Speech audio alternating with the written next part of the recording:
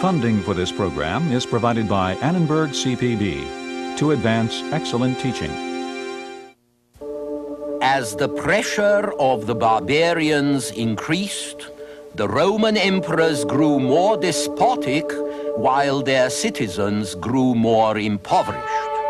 Why did the empire finally run down? Or should the question be, why did it last as long as it did? The fall of Rome, this time on the Western tradition.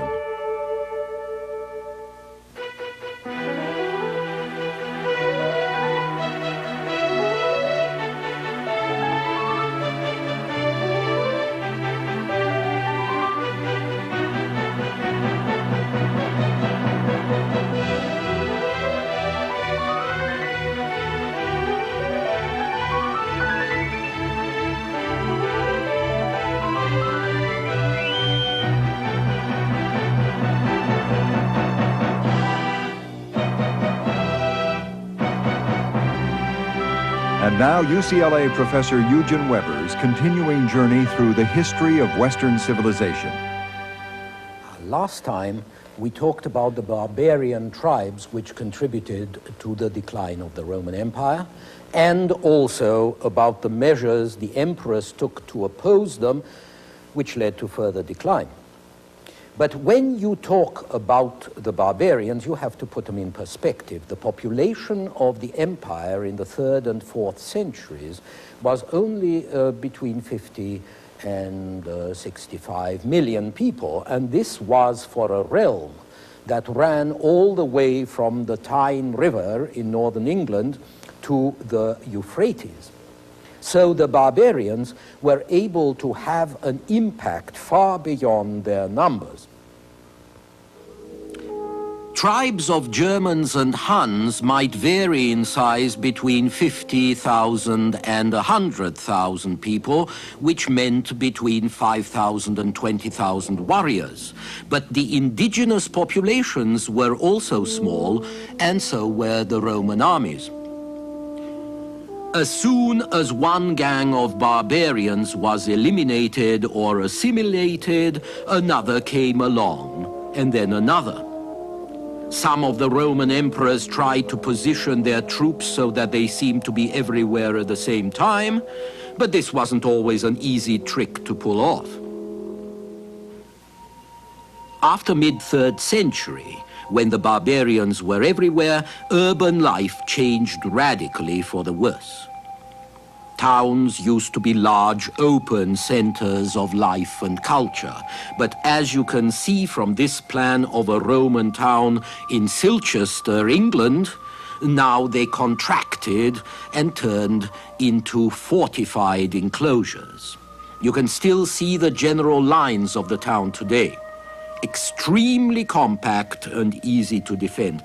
Even a major city like Bordeaux shrank to 70 acres or so during this time. Life in these fortified towns became so dreary that the aristocrats deserted them for their country estates and built large fortified villas like this one. They hunted, they feasted and entertained their neighbors, and they developed the sort of rural life that would be normal for lords or country gentlemen for the next 15 centuries. In this context, the large landowner became a little local king. He didn't bother to pay his taxes, and no one could make him. He paid his own guards and men-at-arms. He administered the law on his estates and built his own prison and fed and protected his clients, who were really his subjects. And so, by the 4th century, the basis of the medieval economy and of the feudal system to come was pretty much in place. You can also see the breakdown of Roman civilization reflected in the arts. Statues of emperors and other great men were now made in 2 sections.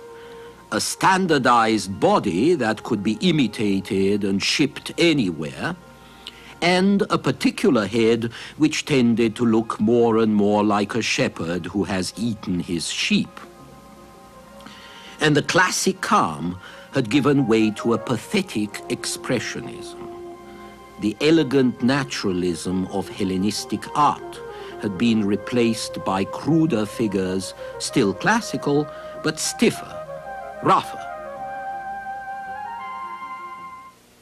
More important, there was a decline in the competence of the emperors, which was bound to be serious in a system in which the emperor was everything, where the emperor's capacity and will were crucial. And in fact, under both Republic and Empire, Rome had a fundamental institutional problem: the inability to adjust institutions to the scale and the nature of changing realities. When the Republic got too big to handle, the Romans adjusted to it by accepting the personal government of Augustus and his successors. Nothing was codified, nothing was regulated. It was left to chance. And sometimes chance served Rome well, and sometimes it didn't. On the whole, most of the 2nd century was a lucky break, because the murder of this man, the despotic Emperor Domitian, in 96 AD, opened the door to a succession of first-class rulers. Nerva, Trajan, Hadrian, Antoninus, and Marcus Aurelius. But then Marcus Aurelius placed family feeling over logic in naming his successor. In 180, his son Commodus became emperor, a teenage megalomaniac who thought he was Hercules. He sacrificed to the gods large numbers of gladiators and beasts.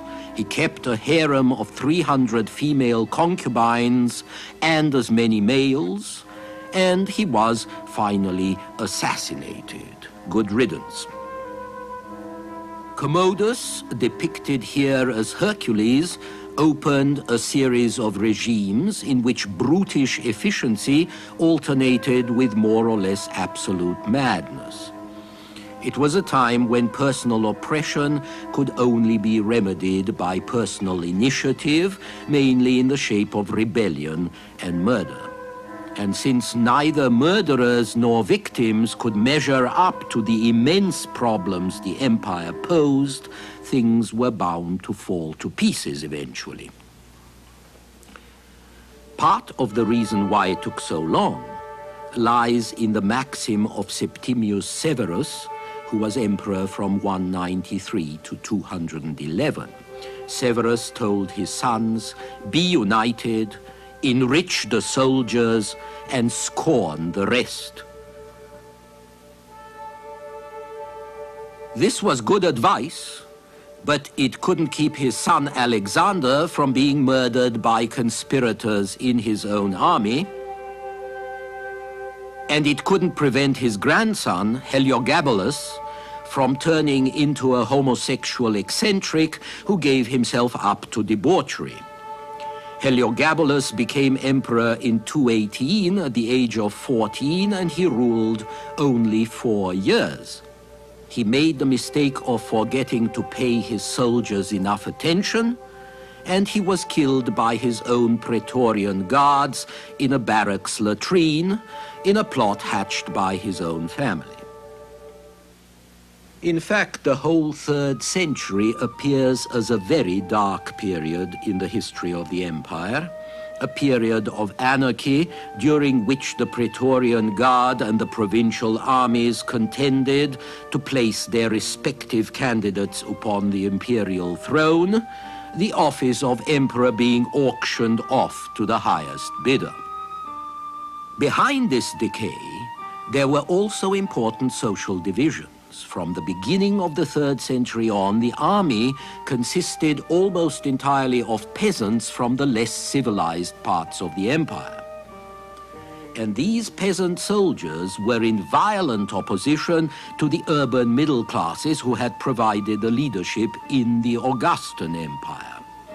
So a struggle developed between a barely Romanized provincial army and the civilian elements of the population who were mostly Roman and who were trying to keep the peasant soldiers from taking over. The situation was further complicated by the fact that each legion had been made responsible for its own recruiting.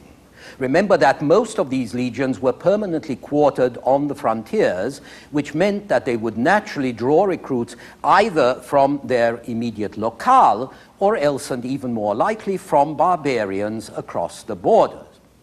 Now, this system de-Romanized the army even more, and it produced strong local tendencies that you might call nationalist.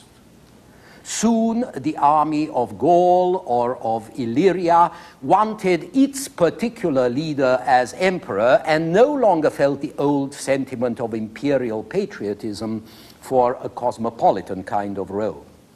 And this, in turn, accentuated the conflict for political power in which all the frontier armies were engaged. Out of this century of chaos, there came a militarized empire and a pretty straightforward despotism under Diocletian at the end of the 3rd century, and then under Constantine at the beginning of the 4th. All this time, lip service was paid to the old Roman traditions, but in reality, the government was carried on by members of a military caste. The emperor was a soldier, and he appointed only soldiers to positions of authority in the central and the provincial administrations. This created a purely military aristocracy and one that was continually reinforced by barbarian recruits. So the later empire was really an oriental monarchy with the trappings of a police state, a realm in which the citizen body no longer pursued its own ends, but became merely the exploited appendage of its so-called defenders, the legions. This is how a historian, J.W. Thompson, described the court of Diocletian. The emperor was a god and moved as an absolute sovereign reigning by divine right. It would be almost true to say that the Roman world trembled at the emperor's nod. The greater the barbarian pressure on the empire, the greater justification there seemed to be for this kind of despotism, social regimentation, extortionist taxation. But the more extreme the later emperors were in this direction, the more they centralized power, the more outrageously they taxed, the less Roman civilians felt they had to defend, the more they came to accept the coming of the barbarians almost as relief. At least barbarians didn't tax. It has always been a problem for a society faced by a serious challenge to decide just what measures it can take and how far it can go in opposing and meeting that challenge. If you argue that you can only preserve your way of life by adopting certain means which negate that way of life, that you can only preserve democracy or free speech by limiting them, for example, or preserve a high standard of living by taxing and restricting it, or preserve liberty by regimentation, or moral order by inquisition, then you run the risk of sacrificing exactly the things you say you are fighting for. You run the risk of sacrificing precisely those things that you use to justify the sacrifices in the first place. And you risk becoming so like your enemy that the differences matter very little.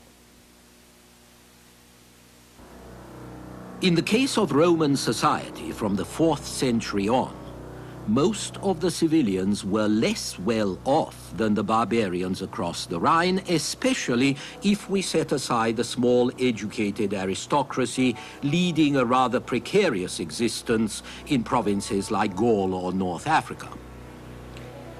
As for the soldiers, they were the barbarians. By the 4th century, the old Roman legion was no more, and the barbarian infantry serving as Roman soldiers didn't have the discipline to execute complicated maneuvers. In 378, the Emperor Valens led a Roman army that was almost annihilated at Adrianople by the heavily mailed cavalry of the Goths, and Valens was killed. This was probably the worst defeat the Romans had suffered since the days of Hannibal 6 centuries before. And the most important result of it was that the Emperor Theodosius, who succeeded Valens, decided that the infantry had become obsolete, and he hired in its place precisely the Gothic cavalry that had shown it to be so and that had settled in Roman lands anyway after Adrianople. With this act, the corpse of Roman military tradition was formally buried, and the system that replaced it produced the Gothic warlords and their heavily armored cavalry. These were the soldiers who would supervise the dismemberment of the Western Empire in the 5th century. So it can be argued that the Roman Empire, which had been built in the first place by the Roman legions and the Roman farmers who fought in them, was bound to fall to pieces when the small independent farmer was extinct and the legions decayed partly for lack of him. After that, the soldiers we call Roman were all barbarians paid to fight other barbarians. Even high generals and officials running the state would themselves be barbarians, like the general Stilicho, a Vandal who was Emperor Theodosius's son-in-law. In 402, Stilicho moved the imperial court to Ravenna in the northeast, where it would be safer behind the marshes and where it would find it easier to escape by ship if the enemy got too close. So Italy was no longer a safe place for Romans. Rome itself was a sitting duck.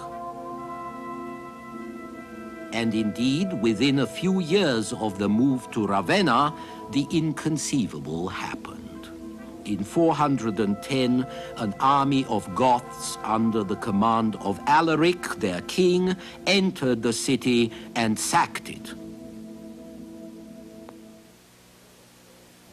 The fall of Rome was the symbol of the fall of a whole civilization, the end of its security, however imaginary it was by then, and the end of a whole way of life. The world one lived in could no longer be taken for granted. Saint Jerome, writing from Jerusalem, commented, "If Rome can perish, what can be safe?" So the end had finally come, and the search for the reasons why began, a search that would fascinate countless generations of historians. Messy politics over the succession of emperors was one reason. So was declining military power, and of course economic strangulation. But there was also a process of sociological decay, which gradually destroyed the foundations of the Roman Empire's strength. And this was in effect the victory of the Oriental model of despotic monarchy over the Mediterranean city-state. and the decline of Rome's urban citizen class under the pressure of that Oriental-like centralization and bureaucracy.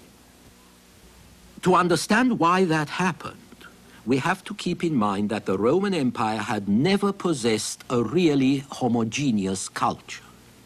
After it spread out of Italy, the empire was an artificial union of alien social organisms which had been largely brought together by an amazing effort of military and administrative organization. But it was a shotgun marriage, not a love match. In the eastern part of the empire, Rome inherited the debris of Oriental and Hellenistic monarchies.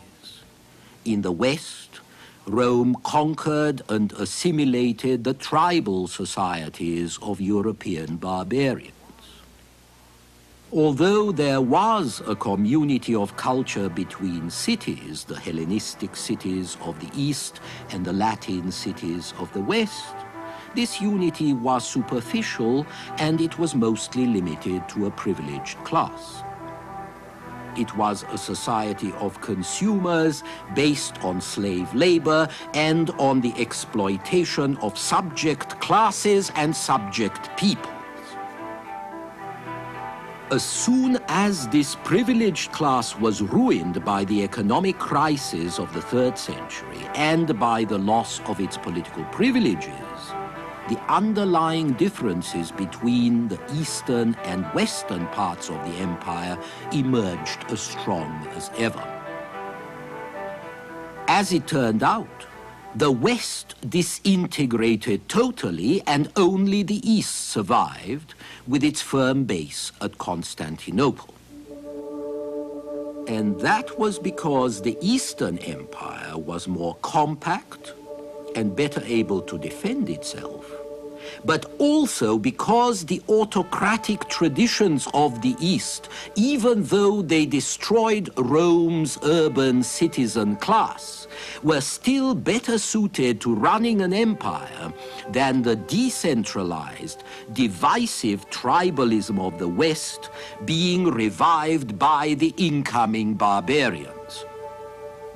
Remember that long before Rome declined, the solution to the anarchy of the late Republic days had been found by appealing to Eastern ideas, one-man rule, god kings, and all the rest.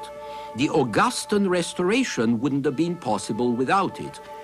And when Constantine reorganized the Eastern Empire in the 4th century, he made it a sacred monarchy united by religion and based on a hierarchy of clergy and officials. In other words, he led a return to the underlying social and political tradition of the ancient East.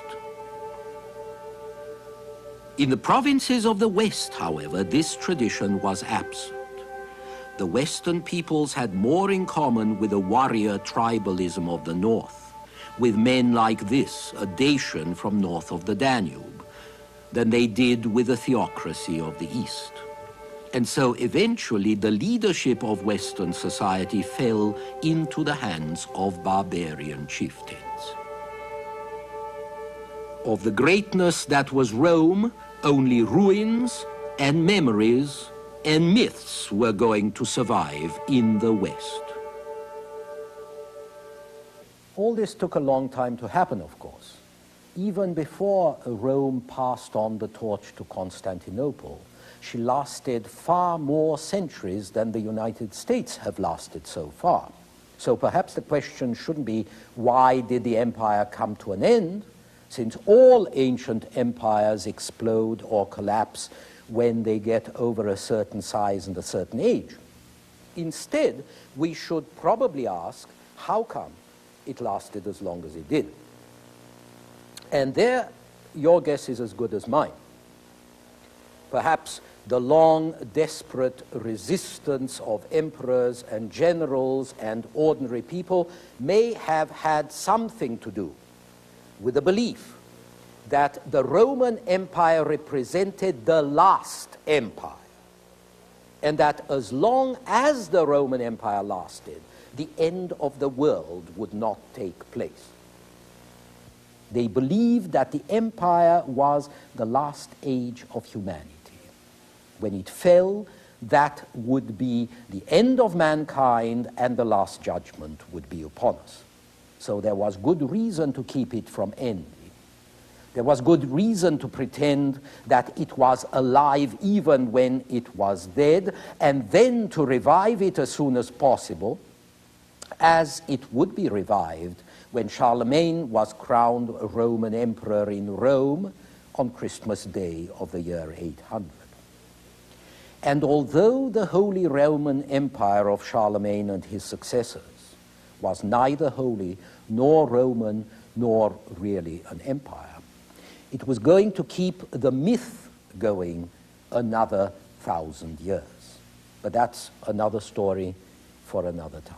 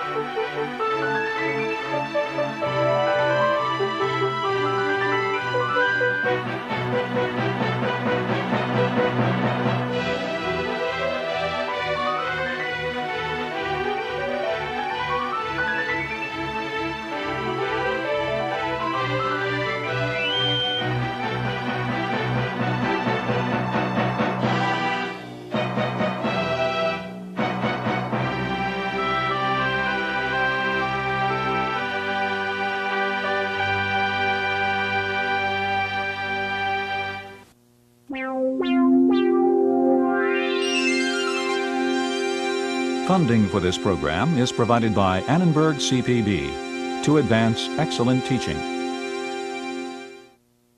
For information about this and other Annenberg CPB programs, call 1-800-LEARNER and visit us at www.learner.org.